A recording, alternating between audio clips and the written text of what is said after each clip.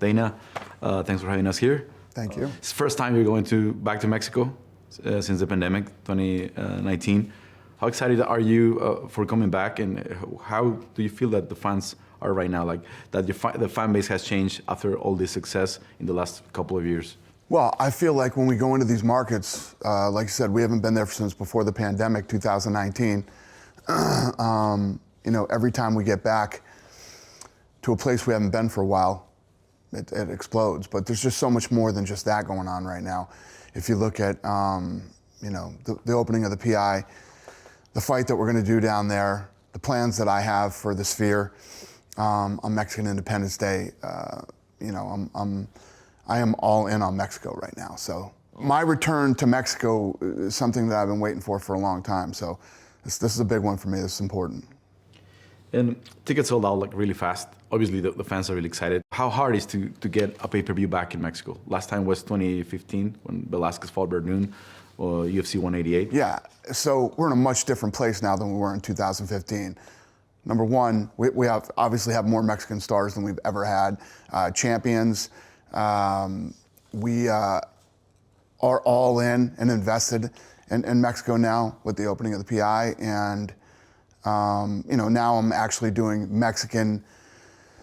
I never did Independence Day or Cinco de Mayo or any of that stuff before, and now I'm at a place, if you look at the next several years with the PI opening down there, we should be doing a lot of fights in Mexico, not just fight nights, but pay-per-views, many pay-per-views. So what's it gonna take? Nothing. I mean, we're here, we're there. It's everything is about to explode for us in Mexico. Maybe at the time, maybe about timing, right? Like having the champion, because obviously for a pay-per-view you need belts. But once we get this PI open and everything starts clicking for us, the whole landscape of Mexican MMA is going to change over the next 5 or 6 years. When you were like planning the Ultimate Fighter Latin America after that first development program, what you were thinking? I mean, you thought it was going to get like at this size, like having champions and from that generation, because Moreno, Rodriguez, also Vera was there in the first development program. What were your thoughts when you were playing that first, the Ultimate Fighter? Yeah, what I was hoping for was to build the sport down there and get it to the point where we would have world champions. I mean, if you look at all the markets that we've gone to, when we went into Canada, we ended up with Canadian champion, right? We go into Australia, we ended up with multiple Australian champions and people from that region. China, we ended up with the Chinese world champion. Brazil, I mean, the list goes on and on. Mexico is no different. I mean, I've said it many times. You know how I feel about the Mexican people and how I feel about their place in history as fighters. So it was just a matter of getting the legwork done and getting in there and launching the Ultimate Fighter, now getting a PI done down there, and continuing to invest in Mexico and Mexican talent. How did the Noche UFC became an idea for you, like something that you could... Well, I mean, you saw how that played out. We had Mexican champions, and I said, what the hell am I doing? Why am I not doing something on Independence Day or Cinco de Mayo? So we literally flipped on a dime. We did that event. It was a huge success. And now, this year, going into Mexican Independence Day, I'm going to pull off the greatest live sporting event ever done in the Sphere, and it is going to be a love letter to Mexican fighters. You have no idea how big and how badass this is going to be. If you are Mexican, you have to be at this event or watch this event. To be there live will be an experience that nobody has ever had in combat sports and will never have again. You and I were talking about Topuria and how that's all blowing up. We got International Fight Week, and then we have Mexican Independence Day at the Sphere. It's just, this year is insane. Tons of good stuff, but I'm telling you right now, if you're Mexican, this is going to be the greatest live sporting event you've ever seen. This is quite a different venue for like concerts and everything, like for everyone that's been there. It's a different venue for anything that's ever been done. And I mean, just for the concerts, and U2 is using this much of the capabilities of the Sphere. I'm going to use this much of the capabilities of the Sphere. And we'll be the first sporting event to ever do it, because you know that I'm going to spend the money and I'm going to do it right.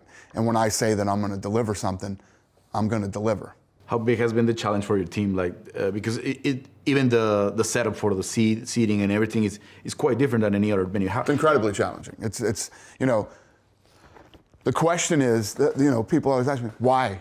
Why would you do this? Why do this? Why? Because nobody has, and most people think it can't be done. Everybody, the night that I started talking about doing the Sphere, people were like, it won't work here. This doesn't work for a fight. The layout, the this, the that. You know, there's 50 million reasons why it won't work there. And I'm going to show everybody in September why it will work there. One of the most particular things about Noche UFC was the graphics. Like they had like the Mexican theme and the music and everything. And it seems like people enjoy that a lot, like embraced it. Like not only the Mexicans, but it seems like it was something fresh for UFC fans around the world. Like this looks like a different fight night. It's just not a regular fight night. I mean, I can imagine like the huge screen and everything that could play. I wish I didn't have long sleeves on and I'd show you the goosebumps that I have right now. You have no idea how badass this is going to be. It's going to be incredible, and you're absolutely right. The Mexican people have an energy about them. The love for their country, the support of their own, and it translates into a live event, and it translates on television. People feel it, and people like it, and people respect it. And we're going to take that to a level that nobody's ever seen before. It's going to be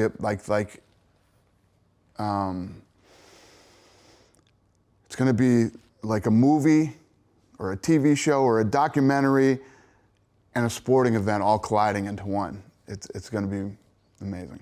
All people is looking forward for that. That is going to be like a yearly event, right? Like Mexican Independence Weekend. Yeah, but the Sphere will be a one-time event. Even if it's really successful, or? Yeah, I shouldn't. Who knows? I don't know. But yeah, I'm looking at this as like a one-time event.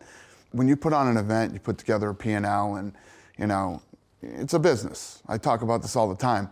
We run a business, and we make money, and people. This is more than a business deal for me. This event. This is much more to me than this. Isn't about making money. I'm actually going to spend money on this event. This is much bigger for me than anything. I want this, I want to do it, and I want to do it right, and I want to pull off something that nobody will ever pull off ever again. I know you probably had like other, like you had other stuff planned before Noche UFC. Did you regret not being in the arena that night? Like I know your team told you like the atmosphere was great. Yeah, but I watched it on TV, and it, you know, you've done it. We've all done it. You've had those events that you were at, and you were like, you have no idea it was so incredible being here. But then there's another experience at home, and then there's another experience if you watched it in a bar. I had the home experience, but yeah, I heard the in-house experience was amazing. And the attendance was over 18,000, and it was the most watched fight night on ESPN Plus. Right. So it seems like it felt like a pay-per-view, right? Right. You think it could become a pay-per-view at some point, like Mexican Independence Day? Yeah, absolutely, absolutely. Or you plan to stay like a Noche UFC? Yes, this is all. It's not like the Mexican events are only fight nights. It just happened that was that night because I had to shift and move things around because I messed up and didn't, you know, go on that date with my Mexican champions. But we were in a different place than we are now. There won't be any questioning whether anything would be a pay-per-view or a fight night. And it's all the same anyway. I mean, at the end of the day, it's about the event and how good or bad it is. You're a big boxing fan, and last year it was a big year for boxing. A bunch of fights that probably were hard to make happen. You think it could coexist? Like the Mexican Independence Day still happen with boxing and MMA, like for the rest of it? Because Canelo might be like retiring the next 3 or 4 years, right? Probably, and there's not big star or not at the levels of Canelo at the moment. Like you have Jaime Munguia or you have another names, but no one is at that size of what Canelo is now. We can always coexist. There's always going to be, you know, listen, obviously these Mexican traditional dates for boxing have always been big for them, and I expect that to remain the same as long as they have a Mexican star as big as Canelo. So yes, we can always share those dates. I mean, they're going to be at the T-Mobile, and I'm basically going to be, you know, down the street at the Sphere. What are the last year? Everything worked out to have Alexa Grasso there, like Mexican champion defending the belt in Noche UFC. What are her chances to defend again there? Because obviously we're early in the year. It's going to be until September. Or you have any other plans if you don't have, by the moment you don't have another Mexican champion? Yeah, of course she'll be back. I mean, she's recovering, and when she's ready to go, we'll get her out there. Yeah. There's a lot of talent coming out of Mexico. As I mentioned, it was 20 Mexican-born fighters right now, but it seems like Mexico is becoming a gateway for Latin American fighters. We have Diego Lopez, who trains in Lobo Gym with Alexa and Irene. We have Michael Morales, who trains in Tijuana, big prospect for welterweight. Why do you think Mexico is becoming this gateway for Latin American fighters? Because it always has been. It always has been. I mean, if you look at, I say this all the time, some of the baddest human beings that ever walked the face of this earth have been Mexican. There's always been, you know, places to train, good sparring, you know, access to, for guys to get into boxing or, you know, or UFC through Mexicans, and it's only going to get bigger now. It's only going to go like this with the opening of the PI and now with all these world champions coming out of Mexico. Because the reality is, when you're a world champion, the way other people become top 5 and world champions is coming in and being your sparring partner and training with you every day. That's how you get better. So you're always going to have people that will migrate and gravitate toward the best in the world. With the PI opening, how many? I mean, how much space is there for fighters from other countries, like from Argentina, Peru, Ecuador? Out the gates, I'm not looking for fighters from other countries. They can come to the PI in Vegas. What I want in Mexico is I want to take kids off the street. I want kids that are in the streets and have nothing to look forward to come into the PI and learn how to train, learn how to do jiu-jitsu, learn how to do Muay Thai, and learn lots of other skills there. And not all these kids are going to grow up and become fighters, but they'll become coaches or they'll touch the sport in some way, shape, or form. That's what the PI is going to be for. When you expect it to be like fully operational with the academy, like the training and development? We're going to go down there and do the ribbon cutting, and it should be almost done when I get there. So I expect it to be done shortly after I cut the ribbon. So you're going to the fight week in Mexico? Right. It's going to be like your first time for a live event in around 7 years in Mexico City.